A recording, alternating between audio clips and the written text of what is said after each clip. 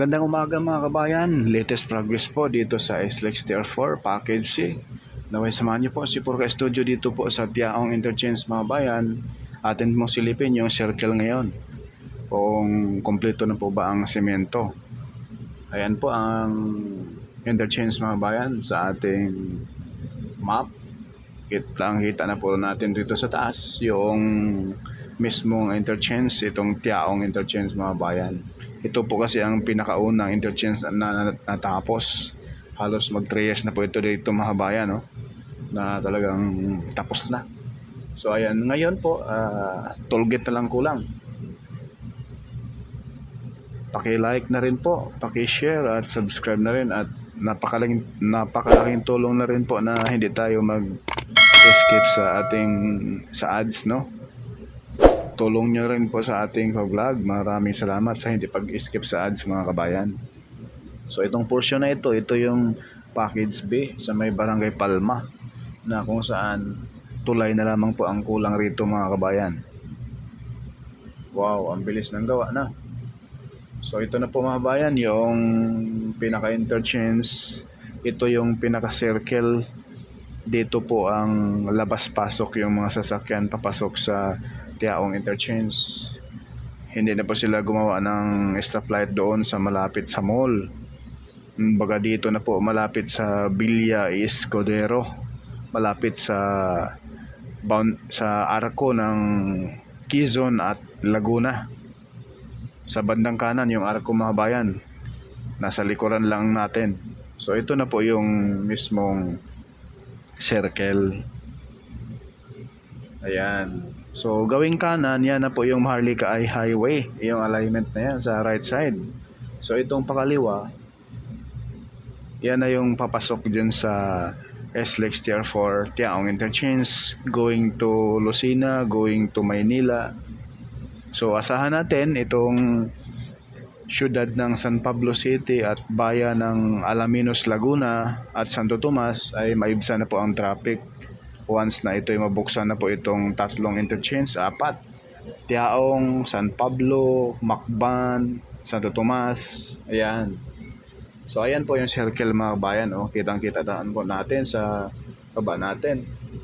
Simentado na po mga bayan. Yan po yung unang update natin rito. Hindi pa siya simento, hindi pa kompleto. So ngayon kompleto na. Ayan po, lagyan natin ng araw. Diyan sa portion na yan ay hindi pa yan simento.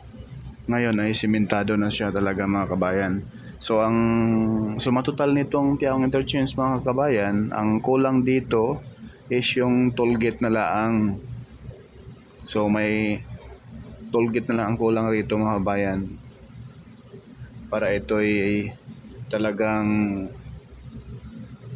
kompleto na, no? Abangan lang po natin yung announcement ng management nitong SMC kung kailan ang partial operation at buksan ito sa publiko, itong package C at B, no? Mahirap po muna tayo magsabi mga kabayan, fake news tayo niyan. So abangan lang po natin yung announcement ng management ng SLEX, no? So masasilayan natin rito ang napakagandang view ng Tiaong Interchange dito sa Tiaong Quezon, Barangay Lalig. So ayan naman po yung pinaka-interchange mga bayan, yung mismong circle, trumpet design po yan. So gawing kanan, yan po yung Maharlika Highway. So ito po yung interchange na, yung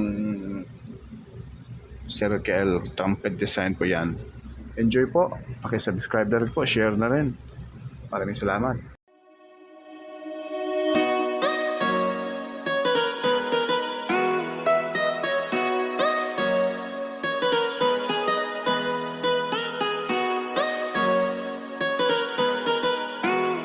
Sa bandang kaliwa mga kabayan, yung hindi pa simento, putol, dyan po nag-i-start yung package D. Mula rito sa Tiaong, Barangay Lalig, papunta doon sa Candelaria, Quezon. Na mahaba, pinakamahaba mga kabayan, halos 15 mahigit kilometers, no? So ayan po mga kabayan, kahit dati po ay puro palayan pa yan, mababa pa yung tambak, pero ngayon naka-align na po yung tambak nila dyan sa nakasimento na.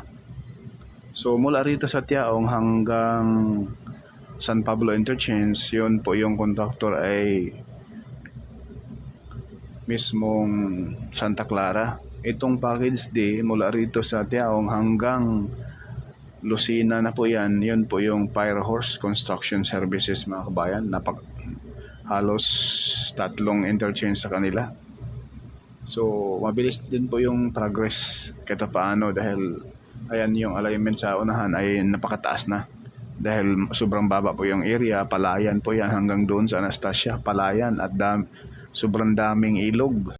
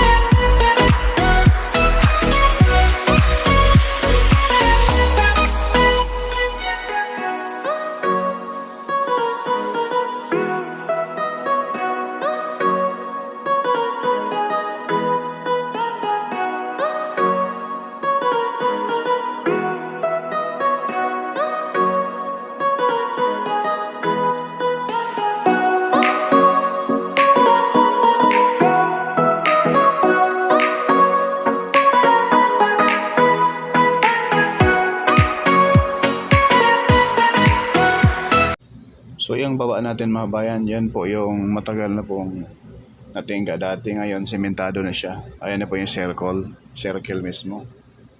Ayan, kitang-kita na po dito mga bayan. Ito yung entrance exit kapag kayo papasok ng SLEX TR4 mula rito sa Tiaong, Quezon. Ang pakanan mga bayan, papunta na po yan sa San Pablo City mismo. At dyan sa unahan lang, ayan na po yung Villa Escudero, yung tourist spot dito sa Tiaong, Quezon. Alam naman natin yan, no? At hindi pa tayo nakapasok dyan. Sobrang mahal kasi. Ay nako, Villa Escudero, napakaganda daw ng lugar yan mga bayan. Ang maka-afford dyan yung may kaya talaga.